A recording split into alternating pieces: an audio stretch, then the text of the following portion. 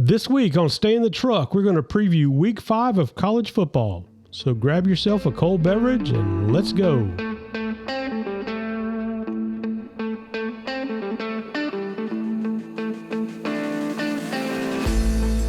Welcome to Stay in the Truck, the ultimate podcast for sports enthusiasts and avid gamblers alike. Each week we'll provide you with invaluable insights, analysis, and tips to elevate your game. We can be found on all major podcast and social media outlets. See the show notes for details.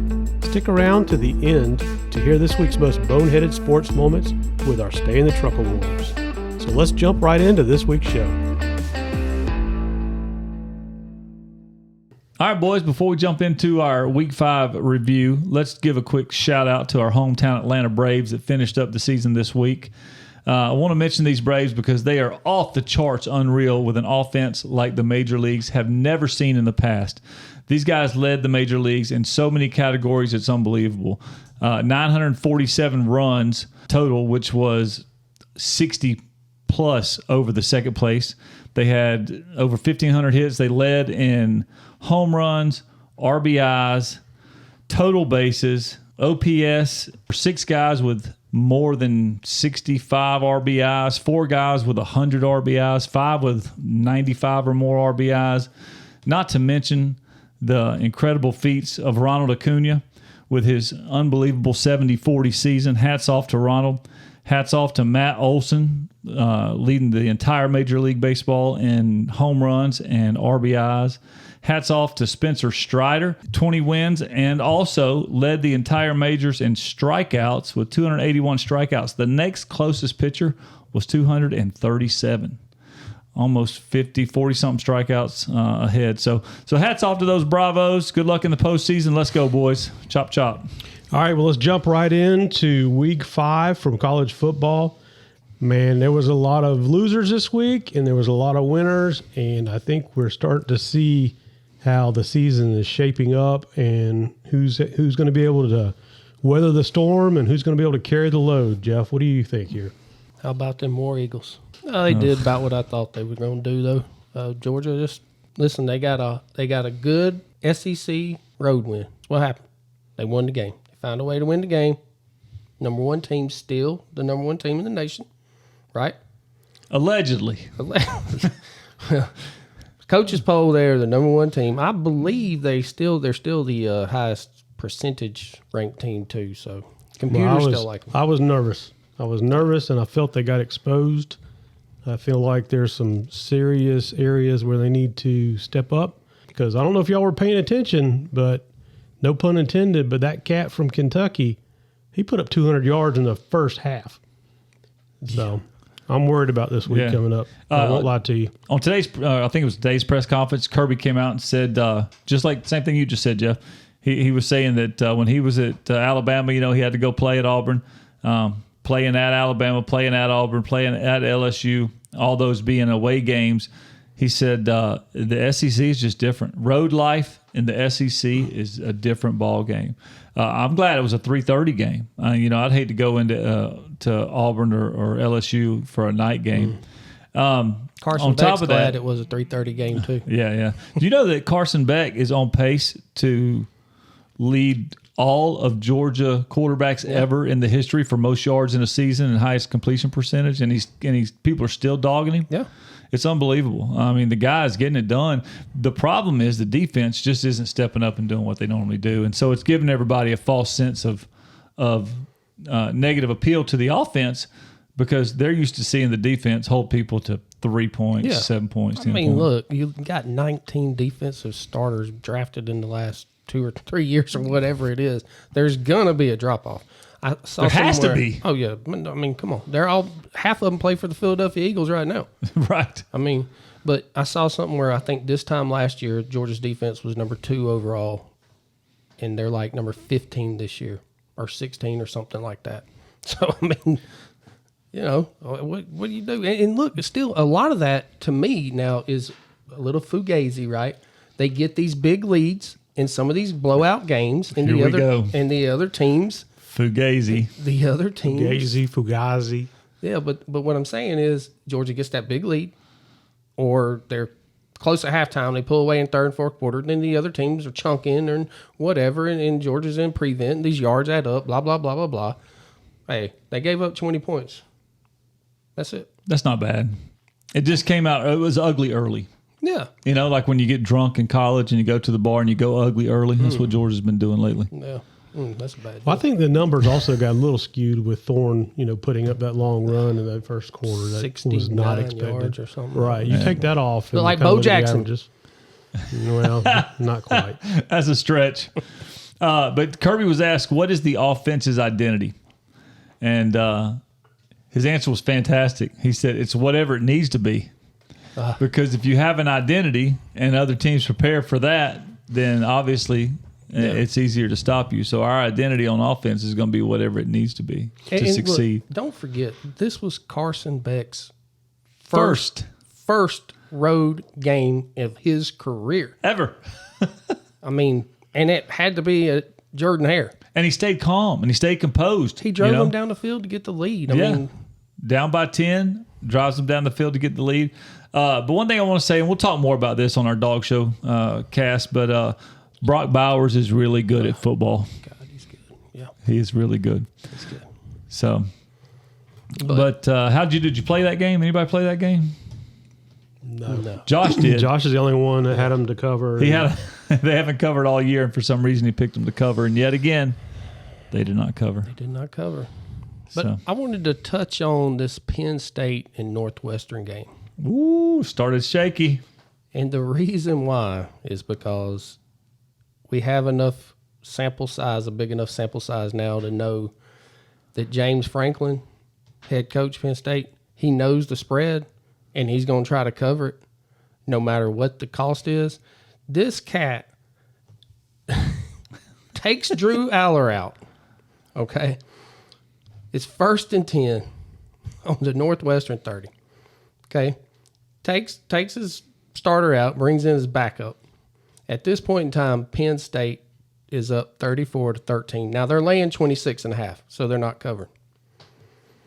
This cat, James Franklin, this GOAT for all sports bettors, has his backup QB fake a kneel down and throw a 30-yard touchdown pass to cover the spread. The guy finished the game 1 for 1 with 30 yards and a touchdown for a QBR of 100.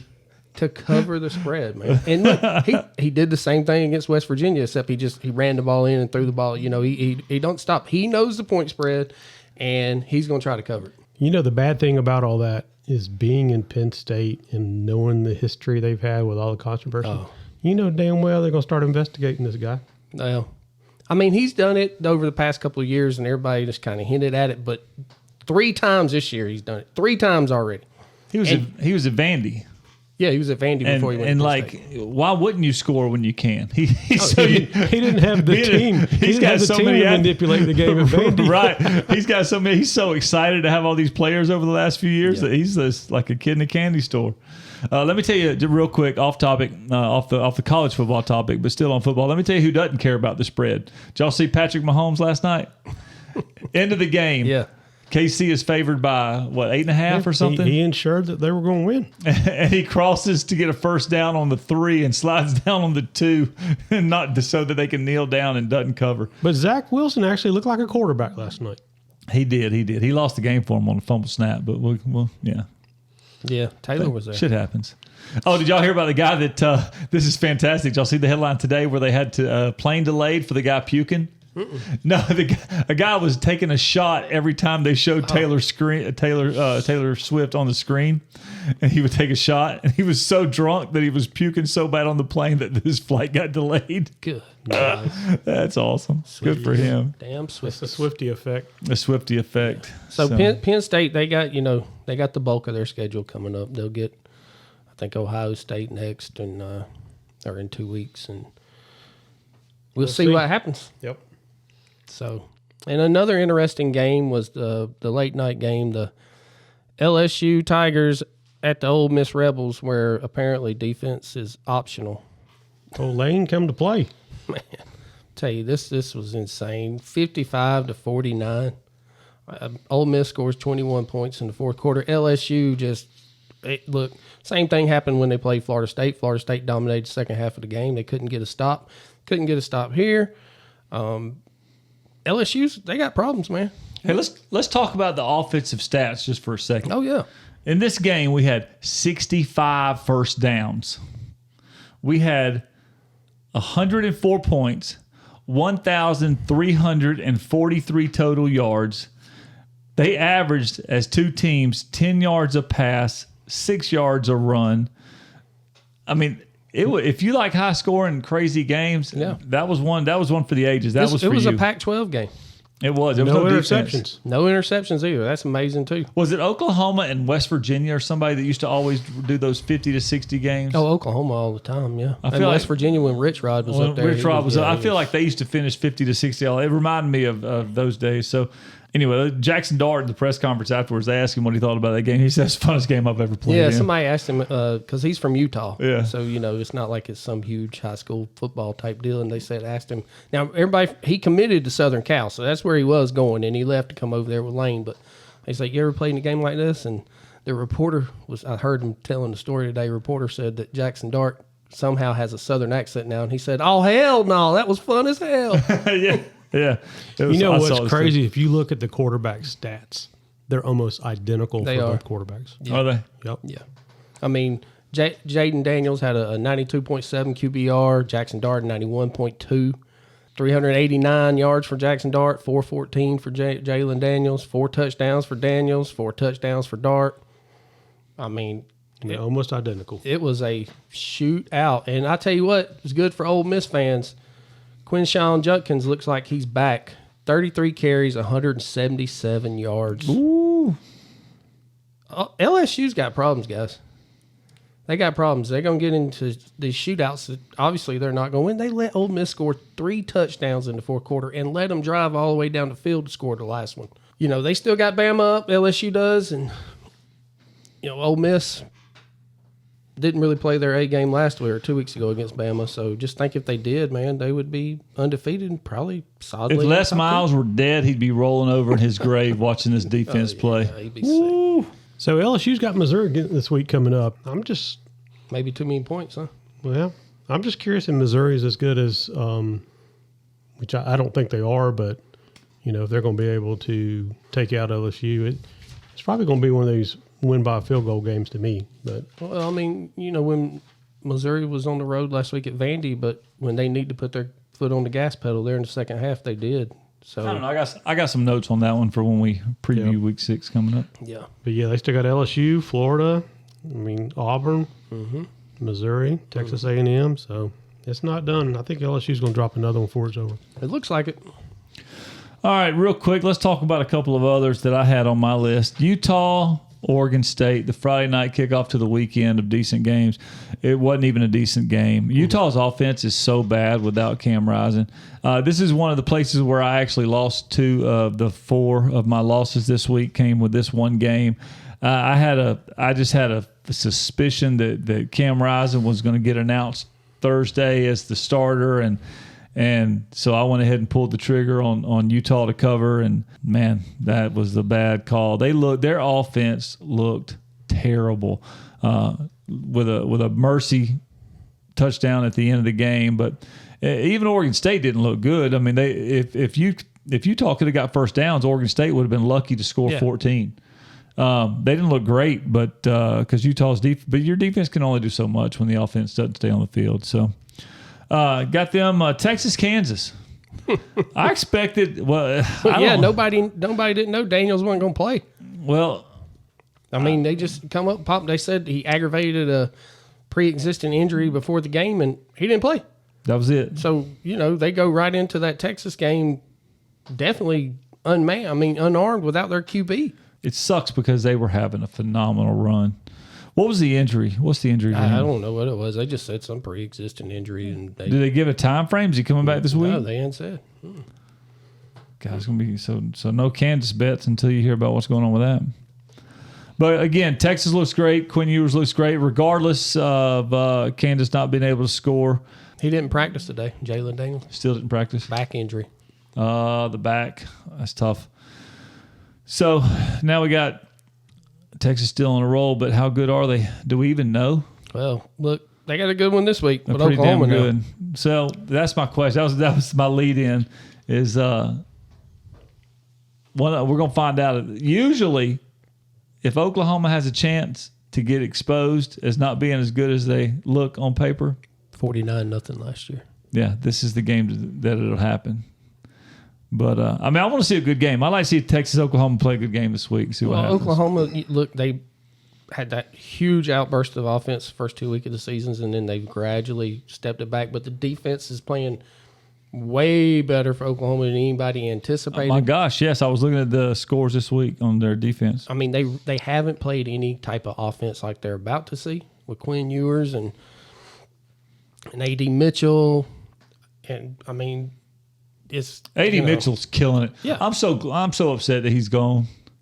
He is absolutely slaying out there. I hate it, too. I mean, good for him, and I guess he's from there and he wanted to get back home, probably for personal reasons. But man, we do miss him. We do miss him at Georgia. about like I miss a hole in the head. Yeah, I hear you. USC, Colorado. Any surprises there?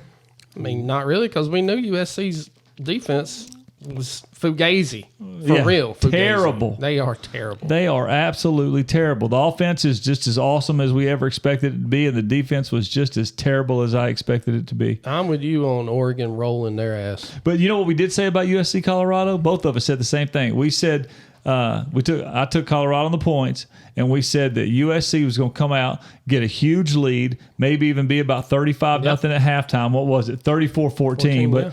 But still, and then they came out, put on some more in the third quarter, and we said they would give up and get tired, and Colorado would get a couple late scores to make it look closer than it really was. Yep. And that's exactly what happened. I mean, you almost could write the script on that. It felt like it was just a layup on predictability. Went flying over the total of 73. Oh yeah, we knew that. You know, I mean, So listen, any game that USC plays, and I'm pretty sure we talked about this after week 0, take the over. yeah, Just take the over. just take the over.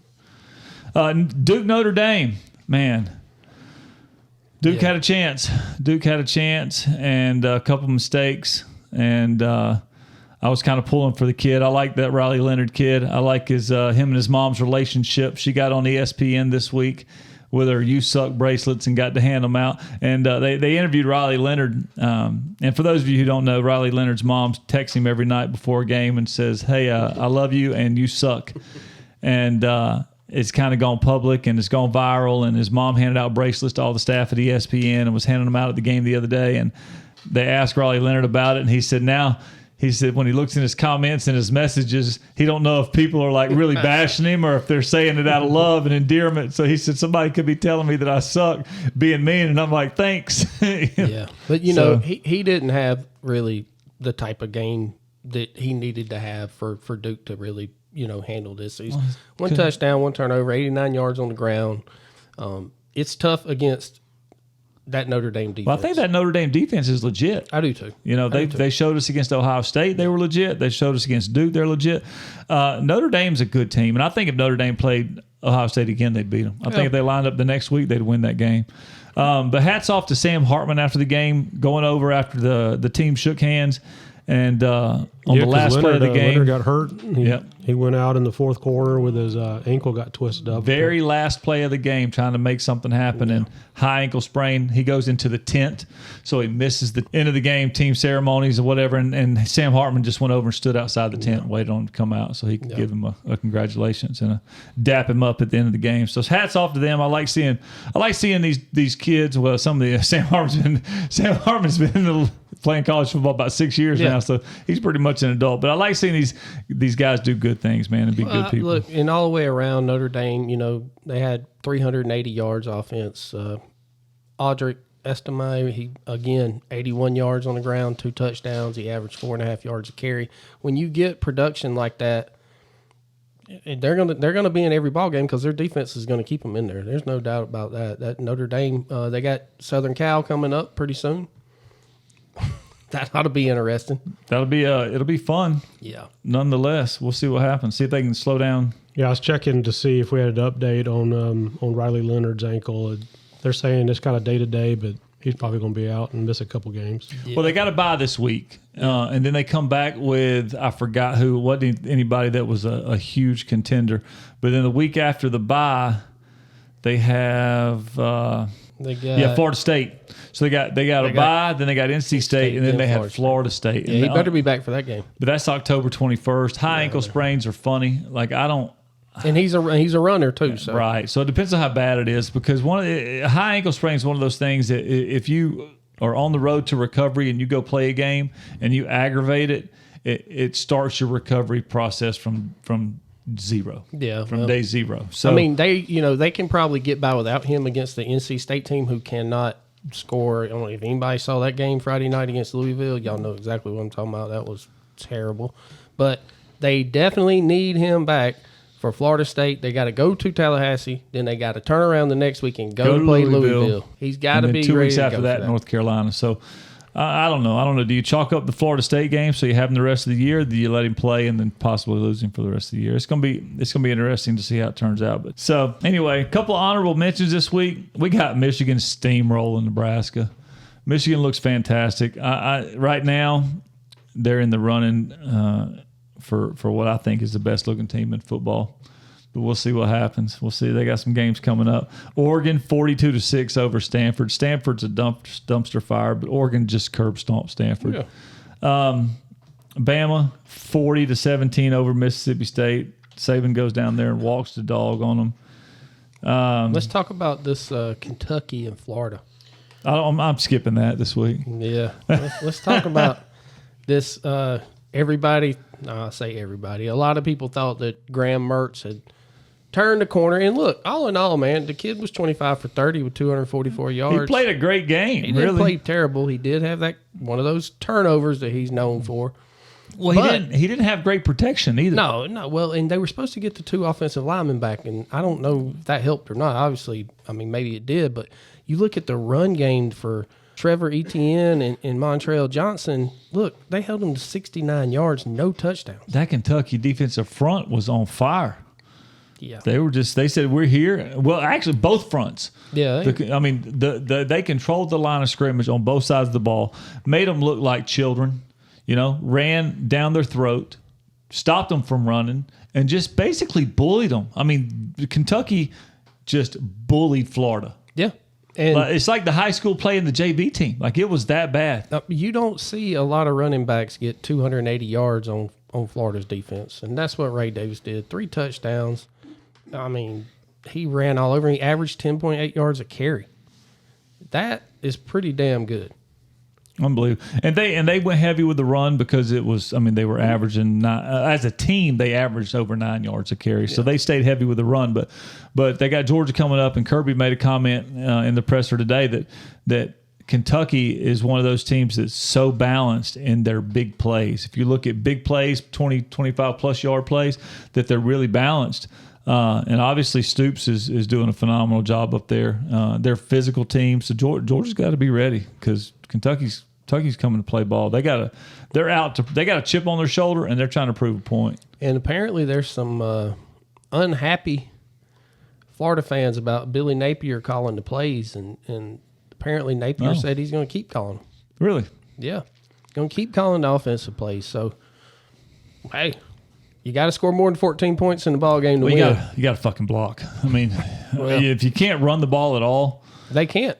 They couldn't anyway. They couldn't in that game, right? They ran it pretty good against Tennessee, but there again, man, that Tennessee defense is fugazi as hell. Oklahoma, another beat down. Just beat down. Are they for real? They're going to find out. Are they for real? We'll know this week. So, anyway, they beat down Iowa State, but they gave up 20 in the process, even though they scored 50. So, Tennessee's on their redemption tour. They swallowed up South Carolina. Spencer Rattler with the comment of the week said that the way they were acting and that this was like their Super Bowl to them. So, congratulations.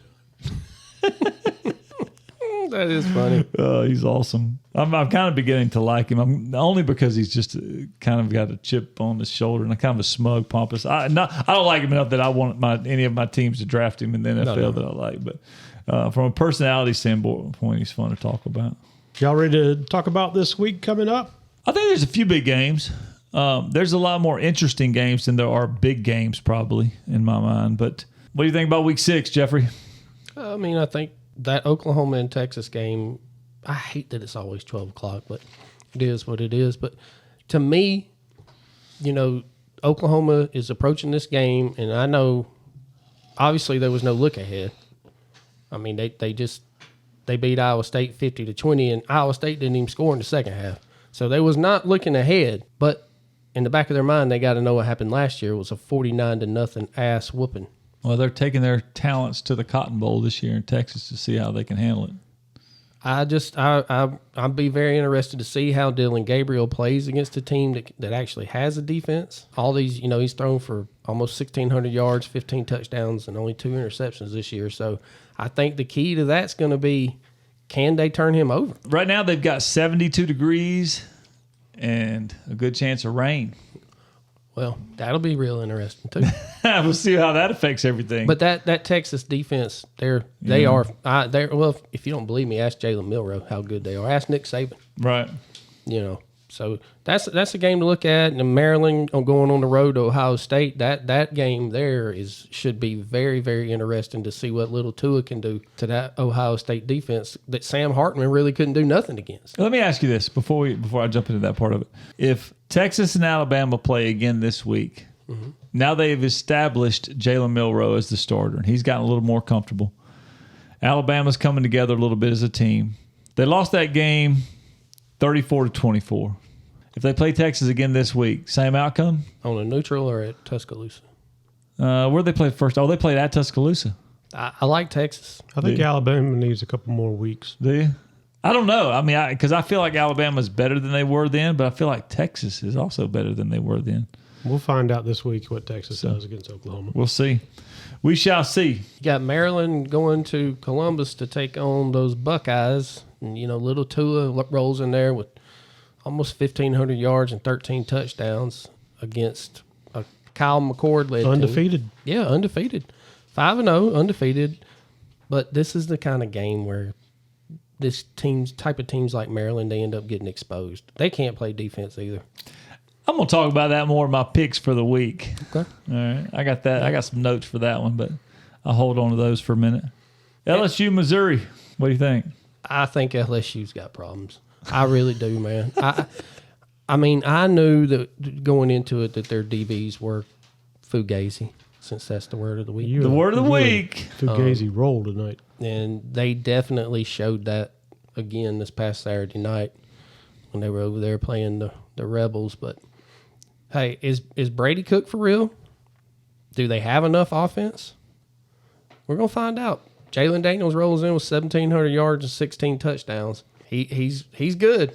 They're playing at Missouri. Yep, they're playing at Missouri. It's an early game, one of those sleepy kind of, 11 o'clock starts out there. LSU's defense has got, listen, they lose this game. Brian Kelly, you talking about hot seat. Yep. Oh, yeah. He's done. Oh, they'll be calling for his head. He might not make this season if he loses this game, unless he beats Alabama. Well, that might be the saving grace. That'd be the only thing to save his ass. They are not going to put up with losing over there. They're not going to do it. Coach O won a damn national championship, and 2 years later, he's gone. Go Tigers. Yeah, what I guess. All right. So, hey, Brian Kelly's got to rally the troops. I wonder how practice was today. Hey, listen, I looked at this game, and my initial instinct was, shit, I'm taking Missouri in the points and possibly to win. Missouri's coming in averaging 453 yards a game. Brady Cook's got like a 75% completion rate. He's got 11 touchdowns, no interceptions. So you know that he's going to walk all over that LSU secondary. And then you got their main running back, Cody Schrader. He's averaging 5.7 yards a carry on the season. So Missouri has got what they need to put it together. But they've only played one good team out of the 5 was Kansas State, and they beat them 30-27. They hit the 61-yard or 62-yard field goal to win it. At the end of the game, they had to hit a 60-yard field goal to win the game. And Kansas State has been a little bit exposed since that game, So I just don't know. I don't know. Well, they're going to have to run the ball. Okay, Quinshawn Junkins just put 133 yards on him. Now he's a special back. Yeah, but Missouri's gonna have to. They're gonna have to establish the run and then let Brady Cook pick them apart. That's gonna be what you're gonna see there. Every time LSU has a really tough game, They come back. They come back and beat the shit out of whoever they're playing next. So I ain't touching that game. No. I'm going to let that game ride, and we'll let somebody else play with their money on it. But another interesting one at 3 o'clock on Saturday is you got the undefeated Washington State Cougars. I got it wrote down as my name. I had it right. If you didn't bring it up, I was about to. They're traveling down there to the Rose Bowl to take on UCLA. UCLA's favored, guys. There's several unranked teams favored to beat ranked teams this week. UCLA's, and look, Washington State's coming off a bye too. So you would think that you would have their full attention. They had a week to get ready for the rookie that's going to. I'm assuming that Dante Moore is going to end up quarterbacking for UCLA this week. I hadn't heard anything different. Although if Carson Steele's a running back, he'll be there. But I don't know exactly who's going to quarterback. As far as I know, it's going to be Dante Moore, the true freshman from Detroit. Going to start for Chip Kelly. But it's going to be a good game because that right there, Washington State wins that game. They go to 5-0, 2-0 in the Pac-12, and their whole schedule, they got the whole back end, it's loaded for them. They do have Oregon coming up. Yeah. So, but after UCLA, then they got Arizona, who is better than They're up and down, though. I mean, look, they played good against last week, but it's hard to bet with an Arizona game. Yeah, you don't know what you're going to get. And then they got Oregon, and then after that, it's they could walk it out. But Washington's last game of the season, so that's huge. The Apple Cup. Who knows what's going to happen, man? This Pac-12 is exciting this year. You look at this is the most exciting conference in football right now. It really is, and they're not in their last year ever. Yeah, probably as a going conference out party. So they're going out with the best conference in football, and they're going out. I mean, it's unbelievable what they're doing. And to see them potentially, and what's probably going to happen, they'll cannibalize each other, and you might have one that goes undefeated. I'm thinking if anybody, it's going to be Oregon. But that game, when Oregon plays Oregon State, that's always a huge, huge game. So some people are saying, oh, well, this might be the year they get two teams in. There's no way they're going to have teams with two losses. So, and there's a very good chance that whoever wins the Pac-12 championship is going to have a loss too. So I don't see them getting two teams in. But I think whoever wins that conference, as long as it's a one-loss team, will be in the final. Will be in the whatever you want to call it. I think Oregon's going to run the table. I don't think Oregon's going to lose. I don't think so. If they do lose, I think the only people that they could lose to is Washington. I think they're going to drum Oregon State. I think that DJU. See, that's DJU is nothing. We knew what he was anyway. I mean, he won this week, but he was trashed at the same time. Yeah. So they didn't win that game because of him. Nah, he's that trash. Silas Bolden had. Silas Bolden, the receiver, went off and ran the ball like crazy. I mean, he ran all over Utah. Yep. So I think Oregon's going to run the table and win out. And the only other team that could do so would be Washington. So, in my opinion. Yeah. Yeah, which, Washington now, they jumped out to that huge lead Saturday night and they let Arizona come back to them. Yep. You just wonder about these teams when they get out there, like we talked about the USC in Colorado. They get out there, they're up by 3 or 4 touchdowns. What's the mindset? And it's not like us. We're used to seeing these SEC teams, the defense just especially take over a game when they got a 3-touchdown lead. You don't see that out there. No. They just lay it down and play prevent and sit back. And I don't know. I mean, maybe they just think, if we give up a touchdown, we'll just actually score another one. Well, yeah. Yeah, first one to 50 wins, right? All right, so the last game I had circled that I wanted to ask you about, Jeff. How do you feel about Alabama and Texas A&M? Well, y'all know how I feel about my Jimbo boys. Look, they're going to come in there, 2.5-point favorite. I like A&M. Listen, and it's not so much how much I like Bobby Petrino, and I know Max Johnson, whatever. Texas A&M's defense. Think about this, okay? Y'all just saw what Auburn did to that Georgia defense, right? Mm-hmm. They held Auburn to 10. Yeah. Yeah, and the 10 was a defensive touchdown. So they held the offense to 3. But Miami put up 48 on them. There again, see, then you look at that, but see that Miami offense is a way different offense than Alabama. Way different. They actually got a quarterback that can throw the ball, and they got explosive receivers all over the place. Now, Arkansas put up 22 on them, so. Well, what's Milroe going to do, though? Okay, again, he's on the road again. If it was in Tuscaloosa, I'm taking Alabama. If it was in Tuscaloosa, yeah, but it's not. If I was gonna bet this game, take Alabama. I'm taking Alabama. But because Texas A&M has been a roller coaster of a team, I ain't touching it. No, I mean, look, I'm thinking 24-20 A&M. I don't think it's going to be high scoring. Really? I really don't. I think Jimbo and Bobby will have a game plan that'll definitely try to keep Milroe off the field by all means necessary. I mean, that's what I don't think they're going to even give them. They're going to limit possessions. Did you watch the Auburn game with Auburn and Texas A&M? The second half. The second half. Were they, so Hugh Freeze was not calling the plays for that game. Were they running any of the RPOs? Were they doing any of those plays like they ran against Georgia, or were they strictly trying to pass and run the ball? No, there was one offense? RPO called in that whole A&M Auburn game. So we don't have a good idea then of how Texas A&M is going to defend the RPO, because Alabama's going to run that. Yeah, they're going to run it all day on yeah. them. So I don't know. That's what I'm saying. There's nothing to gauge what that defense is going to be able to do against that style of offense. Well, see, I feel the same way you do about what Alabama's offense is going to do, but I think that's what A&M's offense is going to do too. I think they're going to try their best to limit the possessions. That clock's going to run. I don't think you're going to see 50 points in this game. No, I don't either. I think it's going to be under, but I know you don't want to talk about must wins or whatever, but seriously, this is a must win from both teams here. yeah, especially, I mean, every game, when Alabama takes a loss early, every Yes. game is a must win. Yes. Period. Yeah. But neither one of them have lost a game in conference, have they? No. So, that's why it gets down. Even though they've got a loss, they've got out of conference losses. So, But you would this think is a battle for the West. Yeah, and you would think whichever team loses this game, probably whether they win the West or not, that'll give them two losses. Yeah. I mean, chances are. If whoever loses, whichever team from the West, if a team from the West comes into the SEC championship. SEC championship with two losses and then wins the SEC championship, I don't think you'll see it this year, though. I mean, I know what you're saying because Yeah. in the past, the two loss teams has got in by winning the SEC. but you're not going to see it this year. I don't think you're going to see it this year. Because you're going to have probably 2 1-loss teams coming out of the Big Ten. You're going to have At least two in the Pac-12. at least 2 in the Pac-12. Now, the Big 12, you might have Texas run the table. You might have Texas run the table. Or and the Oklahoma. ACC, you might have Florida State run the table. Yeah, so there's not going to be room for a two-loss SEC team this year. Nope. Not this year. Not this time. So, And that being said, we'll just say Georgia does win the East. They might go in that SEC championship game. Hey, we lose. We know we're already in. If they go in there as the number one team in the nation, yeah. and I think they will because I don't think they're going to lose. But anyway, Hey, we'll know this week if Kentucky's going to be in the SEC championship game or not. so point being, I think it's going to be a low-scoring game. I think this is a quote-unquote must-win for both of these guys, Saban and Jimbo both. We'll see what happens with that. What is that? Is that the 3:30 game? Yep, because Georgia plays 7 o'clock. All right, Tony.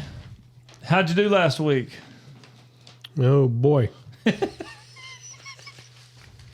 So let me see. So my first game I had Utah versus Oregon State Beavers. Lost that one. Utah their offense was not good. They don't have a quarterback and just wasn't great. So so they did not cover that one. Let me see. Clemson, Syracuse. I actually went with Syracuse to win that one, and Clemson actually showed up. Old Dabo brought them home. So I lost that one. And then the last one I had was Oregon versus Stanford, and the Ducks definitely covered that one. They look strong. Yep. So I had a 1-1, lost 2. Keep going on this incredible season of mine, and I am now 6 for 14. All right. So, moral of the story is, if you want to win some money gambling, not listen to Tony. Listen to Stay in the Truck each week. Especially listen to Tony, and just do the opposite. Absolutely. All right. So I had a lot of picks this week. I liked a lot of the games going on. Week 5 was a big week. How'd you do? 7-4. That's pretty good. 7-4, and that's, man, I hated it because I was 0-2 in the Utah game because I had Utah with +3, and I did actually say on the money line I picked them to win the game. But I'm going to tell you right now, I knew that they couldn't do either one without Cam Rising. But I just had a feeling. I was trying to read through the notes. I was watching them talk about practice and Cam's practice, and I had a feeling that we were going to get a late Thursday announcement that Cam Rising's going to play. And I put my cards on the table, hoping that was going to be the case. And little did I know, I was wrong. Shot myself in the foot. So I started out Friday in the hole 0-2, but I actually did get a win out of that game because I picked under. Yeah, I thought you. So I actually went 1-2 in that game. Sorry, not 0-2. So moving on to Saturday, I had Michigan at -17 rolling Nebraska. I had the Buffaloes. I took the Colorado Buffaloes and the points and the over, so 2-0 on that game. And then, those fucking Gators. I love to see them lose, and I ain't even really mad about it. But I had them, as my comeback team in the East this year, and we saw what Kentucky did. Missouri -13.5, just fucking monster trucking Vandy in Nashville. I figured that to me was an easy pick for the week. Another easy pick for me was Oregon -27 over the fucking dumpster fire Stanford is. I mean, they are terrible. They're bad. They are so bad. I really thought South Carolina was going to play a little more confident football, and I didn't think they could beat Tennessee, but I thought they'd keep it close to 10. So I lost that one. Then I had Georgia Southern getting after that ass. They did. That was a back and forth game too. It was a little more back and forth than I expected, but they ended up covering their 6.5. So I ended up 7-4 for the week. So nothing to be ashamed of. Jeff, how'd you end up? Not good. Not good. It's a common theme on this show this week. I mean, I was 2-3 on the week, and the blowout of the week went 0-3. So goes from being 4-1 to 0-3. Which means you're 4-4 on blowouts. Yeah. 1 week. Yeah, I mean, I got the win Thursday night with Western Kentucky 31-10, and honestly, that game shouldn't have been like that. Middle Tennessee State kept turning the ball over, so that saved a lot and made that cover pretty easy. Saturday afternoon, I jumped a little action, and I had Akron laying 2 to Buffalo, and I'll be damned if they didn't lose in overtime by 3. Then I made the grave mistake of taking those damn Georgia Tech Yellow Jackets. At home, laying 21.5 to Bowling Green, of all damn teams, the Falcons. Georgia Tech jumps up to a 14-0 lead in the first 9 minutes of the game, and then promptly goes on to give up 10 in the second quarter, 21 in the third quarter, and lose the game 38-27.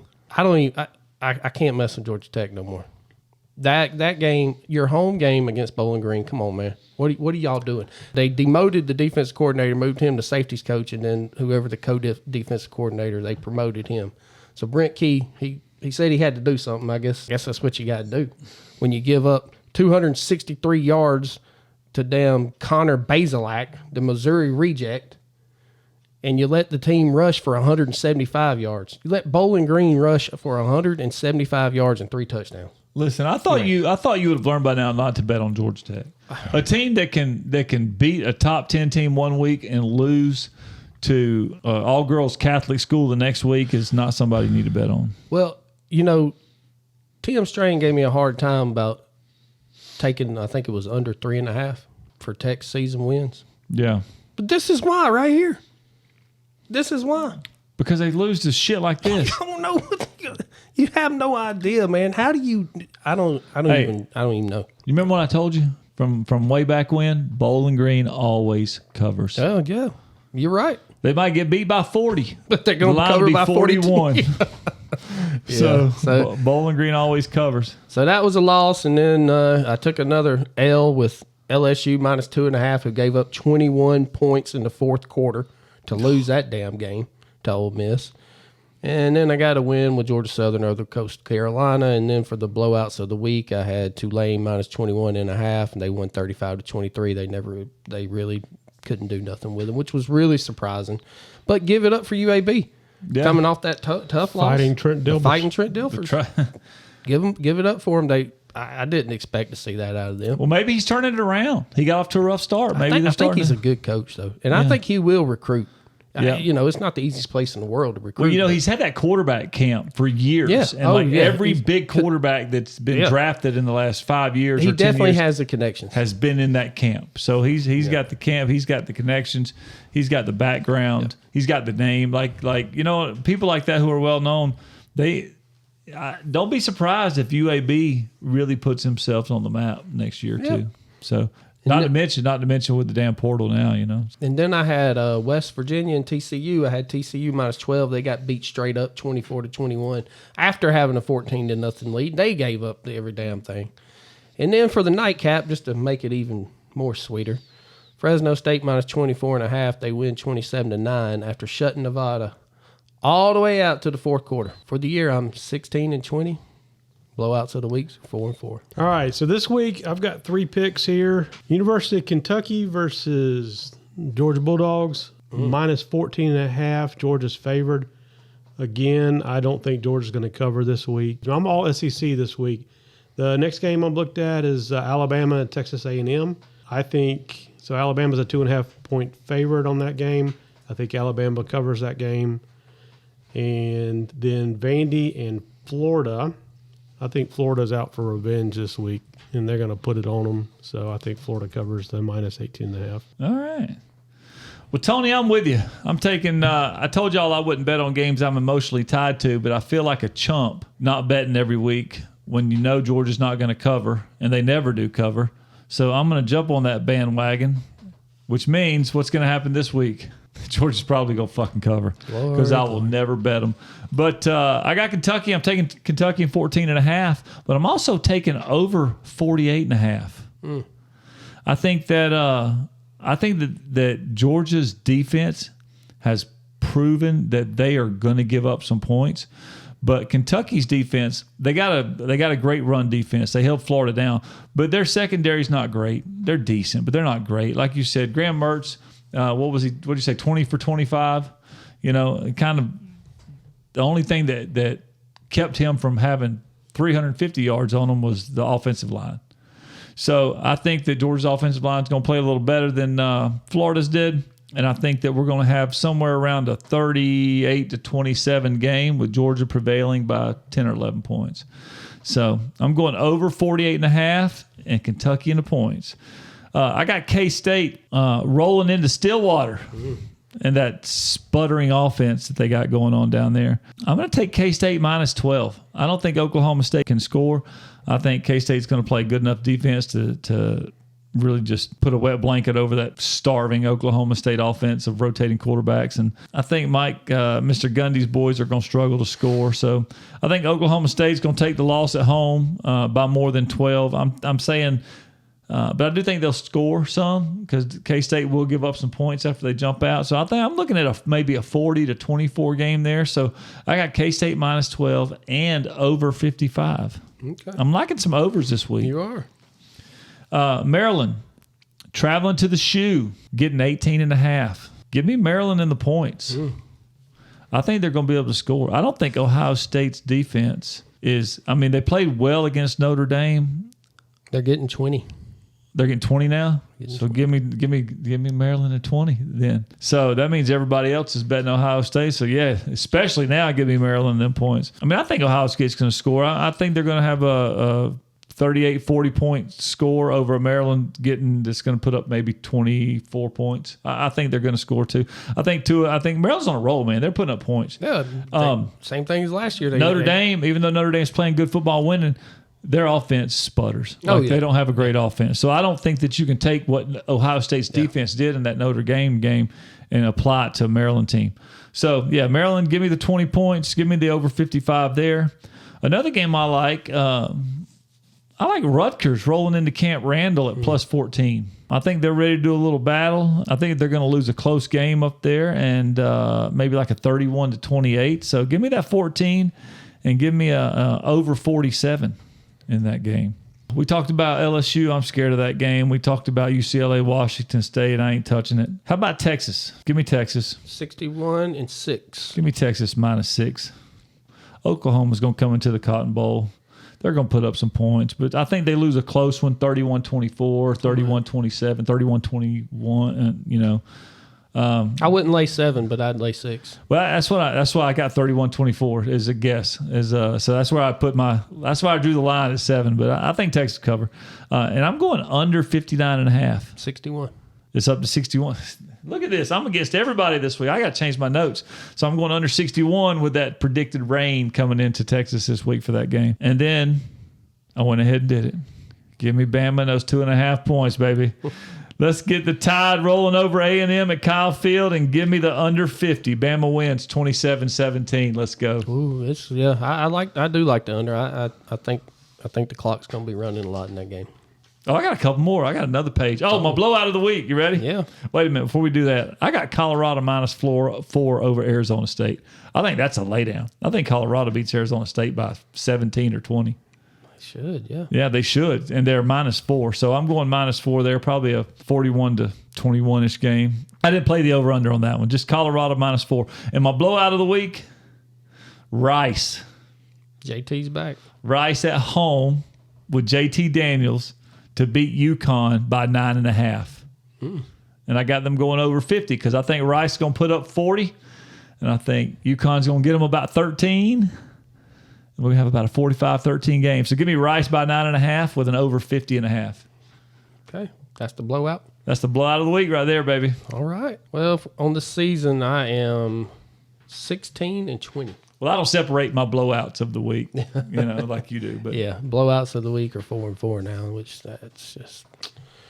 Anyway, I'm going to start here at 12 o'clock. I'm going to take Boston College rolling into West Point against Army and give me Boston College +3. Oh. Boston College, they're gritty. Army sucks this year. Well, Army's had one or two good games, but Boston College, I believe they got the defense that can play with them. We'll see what happens, but I like the 3 points. And then I'm going to go to LSU and Missouri. I'm going to take over 63.5. And I'm talking at halftime we might have 50 on the board already. So I don't think LSU. I'm worried about LSU's defense. We just saw it too many times. We've already seen it too many times. Well, they've proven that they suck. There's no question. And there's no fixing it now. You got who you got. Yeah. You got who you got. You ain't signed no free agents. Portal's not going to bring anybody halfway through the season. No. So I'll take the over in that game, and I'm going to lay the 6 with Texas as well. I just can't get out of my mind that 49-0 last year. And, Texas, I think Texas is for real. I think their defense has proved that they're legit.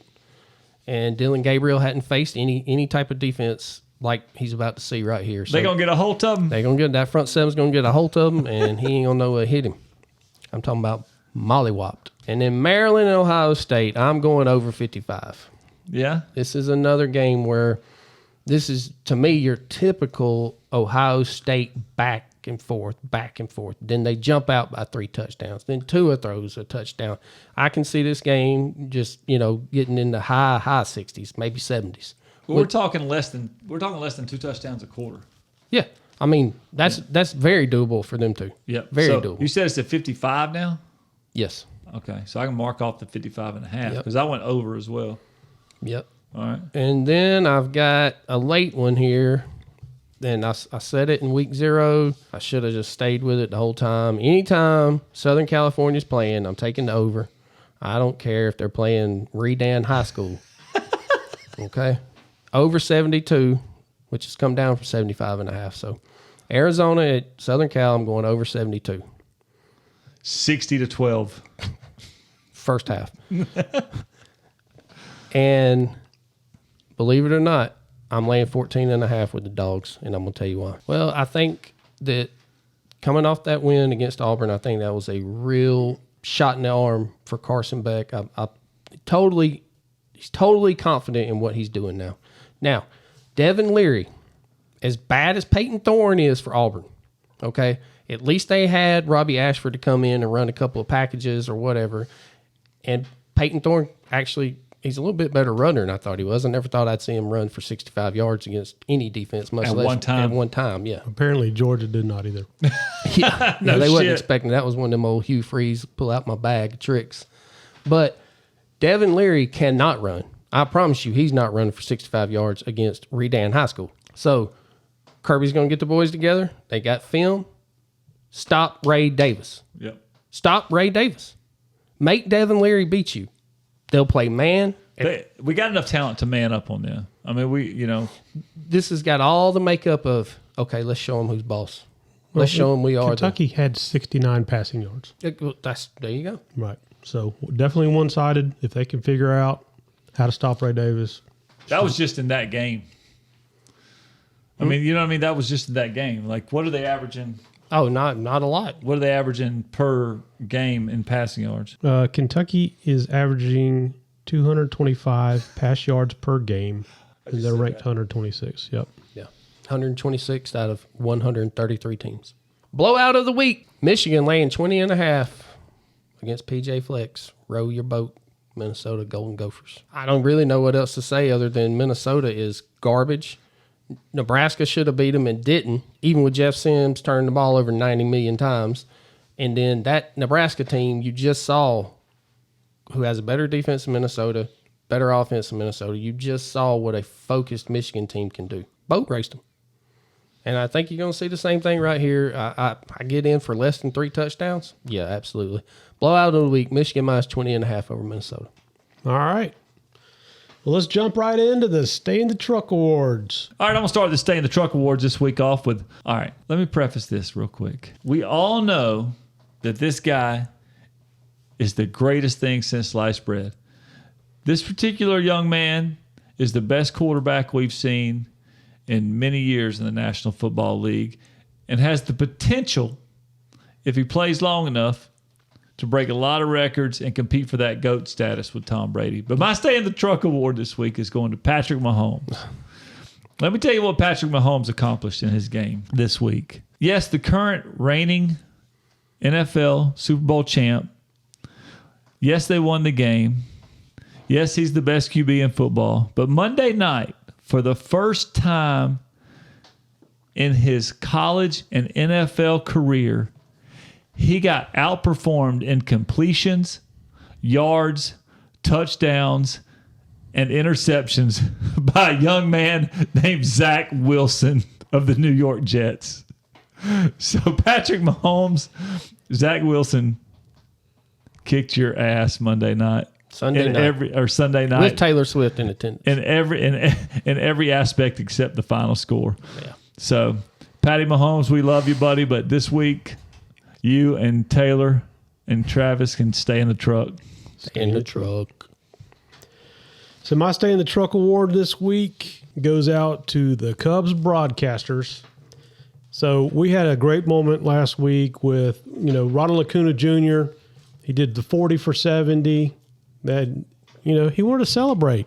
He just got his 70th stolen base. He's out there. Had actually just hit his 41st home run. And so this guy, he wants to celebrate. He wants to lock that memory in. He wants to get his base, and celebrate the moment. Just like we've done when every athlete hits some huge milestone, set some records. We're going to celebrate those guys. Well, that's what the Braves did. Well, your Cub broadcasters, John Boog, Siambi, and Jim DeSize, they weren't real happy about it. And, they could not believe that they stopped the game to celebrate this, historical moment, Ronald Acuna Jr. And they caught some heat. The next day, social media blew him up, and they got on and tried to defend it. But at the end of the day, you need to let this guy, he is a credible athlete. He's had an incredible season. Let him have his limelight.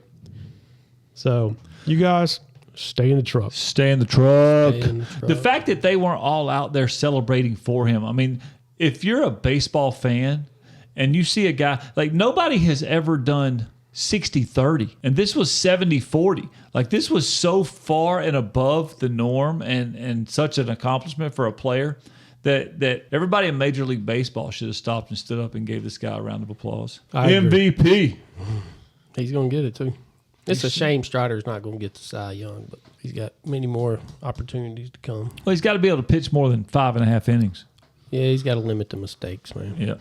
He has that one inning where he throws, 20, 25 pitches and it just, yeah. So my Stay in the Truck goes out to a baseball umpire who has been in the major leagues for 32 years, Mr. Angel Hernandez, who was finally released by Major League Baseball this year. This is the man who most recently was famous for the Bryce Harper ejection, where Harper threw his helmet and some kid ended up with it in the front row of the Phillies game and got it signed by him. But Mr. Hernandez was on third base, and the catcher says, "Oh, did he go?" And everybody's like, "No way he went." Angel Hernandez rang him up. "Yeah, you went." And he told Bryce Harper, "You'll see what I'm talking about when you look at the replay." Well, he was clearly wrong. He got reprimanded for that. Game against the Dodgers back on September 7th, he was behind the plate. He missed 18 calls, balls, and strikes that game. This is the lowest rated umpire of the season. That was the lowest rate for the umpire this year. This is multiple times over multiple seasons. The guy, it's like he wants the limelight instead of the players. We complain all the time about these referees in football throwing these flags, "Hey, look at me, da-da-da." This guy right here, he was the king of all that. He was the GOAT of being the show and not letting the players be the show. So after 32 years, they've decided that they don't need Angel anymore. And that's a good thing. Good for baseball. Angel Hernandez. Stay in the truck. Stay in the truck. That's it for this week's show. We really appreciate you tuning in. Please remember to like, subscribe, and leave us some comments. Let us know how we're doing. Stay in the truck.